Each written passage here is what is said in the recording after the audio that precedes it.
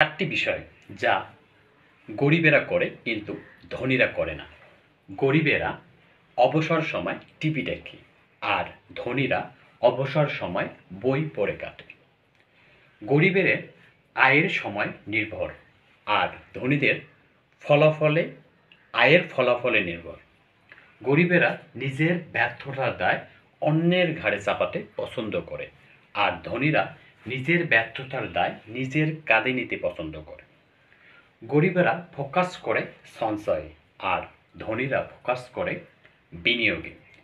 গরিবেরা শিখতে চায় না, তাদের এমন ভাব যে তারা অনেক কিছুই জানে, আর ধনীরা প্রতি মুহূর্ত নিজেকে শিখতে চায় এবং আপডেট করে রাখতে চায়। গরিবেরা ভাবে অর্থই সকল অনর্থের মূল, আর ধনীরা ভাবে দরিদ্রতাই সকল অনর্থের মূল। গরিবেরা লটারি পাওয়ার প্রত্যাশায় চলে, আর ধনীরা নিজের ভাগ্য নিজেই করে।